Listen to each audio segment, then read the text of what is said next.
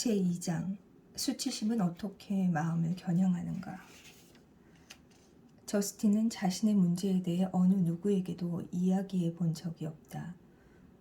30대 후반의 독신으로서 이제야 도움을 구했는데 그때 그는 여성과의 교제에 대한 갈망과 일단 관계를 맺게 되면 솟아나는 거절에 대한 극심한 공포 사이에 반복되는 충돌이 최악에 이른 상태였다.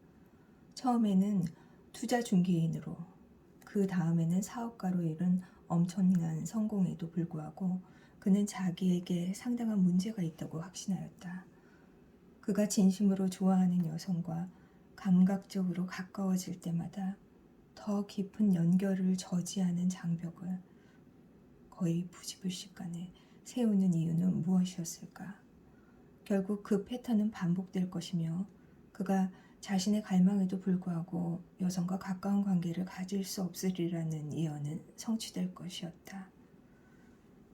심리치료 과정이 시작된 지 오래지 않아 나는 성적으로 학대당한 내력을 포함해서 그의 성적 발달에 관한 모든 것을 다시 한번 물어보았다. 저스틴은 나를 멍하니 바라보았다. 그의 침묵은 몇 초간 계속되었다. 마침내 그가 속삭임에 가까운 소리로 말하였다. 사촌이 있었습니다. 그는 자신이 깊이 흠모하던 이 사촌 형과의 관계를 상당히 세세하게 설명하였다.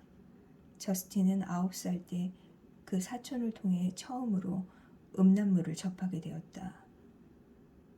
이는 결국 둘 사이의 성적 행동으로 이어졌는데 저스틴은 그 행동을 역겨운 동시에 흥분과 자극을 주는 것이라고 여겼다. 이러한 형태의 친밀감은 3, 4년 동안 지속되었으나 저스틴은 나와 대화하기 전까지는 그 누구에게도 이 일을 이야기한 적이 없었다. 나는 그가 부모님께 이 일을 이야기하는 것을 고려해 본 적이 있는지 물었다. 저스틴은 그 당시에 그것은 어림도 없는 일이라고 생각했었다. 그는 자신의 행동에 대해 혼란과 수치심을 느꼈고 그의 사촌은 가족 내에서 평판이 좋았기 때문에 결국 그는 아무도 그의 말을 믿지 않을 것이라고 확신하게 되었다. 이 경험들로부터 감정적으로 친밀한 애착에 대한 불편함이 생겨났다. 그리고 그 불편함은 계속 커졌다. 남자친구든 여자친구든 상관없이 친구 관계가 알려짐에 더 친밀한 단계로 옮겨가자마자 곧 깊은 수치심의 느낌을 끌어내기 시작했다. 나는 뇌가 작동하는 방식을 탐구하는 것이 그를 끝나지 않은 슬픔과 고립의 관계 패턴에 계속 가두어두는 그의 수치심 경험을 더 잘 이해하고 변화시키는 데 도움이 될 수 있다고 제안하였다.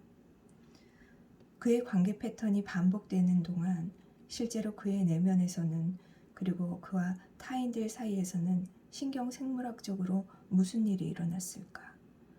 더욱이 이러한 것들을 익히 아는 것은 어떤 차이를 만들어낼까? 알고 보면 상당한 차이를 만들어낸다.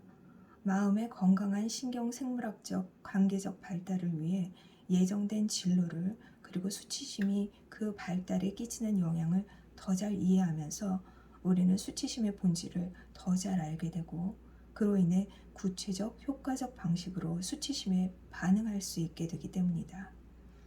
이렇게 하나님은 예수님의 구원의 사명을 반영하는 동시에 훗날 도래할 새하늘과 새 땅을 가리키는 창조 세계 안에 또 하나의 도구, 신경과학과 그리고 관련 학문 분야의 연구 결과들을 제공하신다. 그리고 구원은 저스틴이 절박하게 필요로 하는 것이었다. 지난 10년 동안 줄곧 뇌에 관한 새로운 정보는 연구가들과 일반 대중 둘 다의 흥미를 이끌었다. 뉴욕타임즈 매거진에 뇌에 대한 새로운 정보를 다루는 기사가 실리지 않는 달은 거의 없었으며 2012년에 발행된 사이언티픽 아메리칸의 12호 가운데 뇌가 마음의 특정 측면을 다루는 커버 스토리를 특징으로 삼았다. 사이언티픽 아메리칸의 격월간 간행물인 사이언티픽 아메리칸 마음은 말할 것도 없다. 기억에서부터 신경 가소성, 거울 신경 세포에 이르기까지 온갖 것에 대하여 그리고 그것들에 대해 더 많이 아는 일이 우리가 미래에 대해 생각하는 방식에 과학, 윤리, 법, 교육을 실행하는 방식에 아주 많은 공공정책 의사 결정을 내리는 방식에 어떤 영향을 끼치는지에 대하여 지필되는 새로운 책들 때문에 책장 선반이 내려앉을 지경이었다. 영혼의 해부에서 나는 대인관계, 신경생물학과 그것이 기독교 영성 형성과 만나는 교차 지점을 연구하였다. 그 개념들에 대한 상세한 궤관을 위해서는 그 책을 참고하기 바란다. 여기서 나는 그 책에서 제시되는 내용의 몇 가지 요소를 다시 검토하겠다. 그 요소들을 기억하면 우리가 수치심을 이해하는 데 도움이 될 것이다. 마음, 기본적 정의. 먼저 수치심이 유래하고 살아가는 곳인 마음은 우리가 무엇을 혹은 어떻게 생각하는지에 한정되지 않으며 단지 그러한 측면에서만 이해되어서도 안 된다. 대인관계, 신경생물학의 언어로 말하자면 마음은 유동적인 착발적 작용, 이는 구체적이고 관계적이다. 그것의 임무는 에너지와 정보의 흐름을 조절하는 것이다. 그것은 말 그대로 결코 완전히 정지하지 않는다는 점에서 유동적 작용이다. 우리는 의식적으로든 무의식적으로든 깨어있는 동안이든 잠을 자는 동안이든 무언가를 감지하거나 마음속에 그리거나 느끼거나 생각하거나 행동으로 옮긴다. 뿐만 아니라 마음은 창발적이다. 이는 내 활동 전체가 그것의 부분들의 총합보다 더 크다는 개념을 나타낸다. 하나의 신경세포가 아무리 근사하다 해도 홀로 많은 일을 할 수는 없다. 하지만 1000억 개의 신경세포들로 하여금 개별 구조와 기능이 각기 다를지라도 서로 협력하도록 하면 머지않아 드보로작의 신세계 교향곡, 반고흐의 뽕나무 또는 양자역학의 발견같이 쉽게 예측할 수 없는 일이 발생하기 시작한다. 더욱이 외관상 눈에 띄는 이 위협들 뿐만 아니라 치유, 인내, 용서, 고백, 그리고 관계에서 건강한 경계 짓기라는 단순한 행위들도 마음의 창발을 입증한다. 그러나 그와 동시에 마음은 아우슈비츠를 만들어내는 능력을 가진다. 창발은 왜곡될 경우 지상의 지옥이나 다를 수 없다. 앞으로 보게 되겠지만 이것이 악이 수치심을 활용하는 궁극적인 목적이다. 유동적이고 창발적인 것에 더하여 마음은 구체화된다. 그것은 내면의 창공 어딘가에 존재하는 추상이 아니며 단순히 뇌에 한정된 것도 아니다. 마음은 뇌의 확장된 신경계를 통하여 우리 피부의 안과 밖 모두에서 세계와 상호작용한다.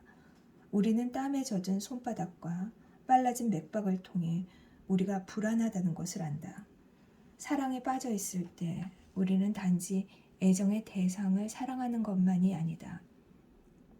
우리는 그 사람과 함께 있거나 그 사람을 생각할 때 우리가 내면에서 느끼는 것을 사랑한다. 가슴의 두근거림, 경쾌한 기분, 그리고 그 느낌들은 어떤 것 못지않게 우리 몸의 기능으로 여겨진다. 마음이 온전히 구체화된 경험이 없다면 우리는 마음이 우리에게 이야기하려는 바의 많은 부분을 의식하지 못할 것이다. 또한 마음은 구체적인 만큼 관계적이기도 하다. 관계적이라는 말이 뜻하는 바는 마음이 일을 할 능력의 창발 자체가 관계들의 존재에 결정적으로 의존한다는 것이다. 우리가 태어날 때부터 신경세포들은 유전적으로 영향을 받은 패턴에 따라 발화할 뿐만 아니라 우리가 다른 사람들과 마주칠 때 감지하고 지각하는 무수한 사회적 상호작용에 대한 반응으로서도 발화한다.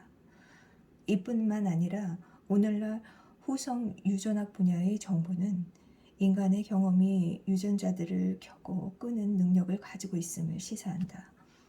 이렇게 우리의 관계적 상호작용은 가장 기본적인 생물학적 수준의 삶에 실제로 영향을 미칠 수 있다. 따라서 신경계가 다양한 감정적 경험에 대한 반응들을 연결하는 방식은 그러한 감정들이 생겨나는 관계적 맥락에 상당한 영향을 받는다. 이는 마음의 발달에 관한 천성 대 양육 논쟁에서의 경계가 환상에 지나지 않는다는 의미다. 신학적 측면이 아니라 과학적 측면에서 마음이 가장 효과적으로 하는 일을 고려할 때 마음의 임무는 에너지와 정보의 흐름을 조절하는 것이다. 에너지는 문자 그대로 신경세포에서 신경세포로의 전기 화학적 전달을 나타낸다. 그리고 정보는 매 순간 우리의 삶 속을 흐르면서 신경생물학적 에너지와 서로 연결되는 유의미한 지각을 나타낸다. 이 지각들은 의식적일 수도 있고 비의식적일 수도 있다. 수치심은 마음의 다양한 기능을 서로에게 효과적으로 단절시키고 그리하여 마음의 각 영역이 우리가 스스로 다른 사람들에게 단절되었다고 느끼는 것만큼 서로에게서 단절되도록 내버려 둠으로써 이 에너지와 정보의 흐름을 조절하는 작용을 방해한다. 에너지와 정보 사이의 상호작용에 대해 이야기할 때 내가 신경생물학적 기질이 우리가 경험하고 처리하는 현상들의 원인이 되는 것이 아니라 서로 연결되는 것이라고 언급한다는 점에 유의하라. 비록 뇌가 그리고 중추신경계와 자율신경계로부터 연장된 부분들이 삶에 필수적이기는 해도 예수님을 따르는 우리는 우리의 마음이 따라서 우리의 정체성의 본질이 뇌의 신경세포 활동으로 환원될 수 없다고 생각한다는 점을 항상 분명히 해야 한다. 따라서 분노를 느끼거나 그랜드 캐니언을 상상하거나 가장 좋아하는 축구팀을 응원하거나 새로운 조각품을 만들거나 우리 앞에 특정한 하나님상을 두고 깊이 기도할 때 우리는 신경세포들의 접점에서 발생하는 바와 우리의 지각하는 마음 사이의 상호작용, 이것이 오로지 뇌세포들로부터 독립적으로 생겨났다고 한정 지을 수는 없다. 이것을 수정 및 조정하는 것이다. 이것의 중요성은 우리가 수치심이 하려고 하는 이야기의 플롯을 더 깊이 파고들 때 분명해질 것이다. 비록 처음에는 마음에 관한 이 기본 정의가 저스틴에게 약간 부담스럽게 느껴졌지만 그는 자신의 경험이 그저 머릿속에서 일어난 추상적 현상에 불과하지 않음을 알게 된 데서 위안을 찾았다. 그의 경험은 그의 육체적 실제 안에 그가 바꿀 수도 있을 구체적 연결 부분들을 가지고 있었던 것이다. 우리는 건강하게 활동하는 마음의 주요 특징 중 하나로 곧장 주의를 돌렸다. 이 특징은 수치심이 하나님이 의도하신 선하고 아름다운 창조 세계를 해치려고 시도하며 표적으로 삼는 대상이다.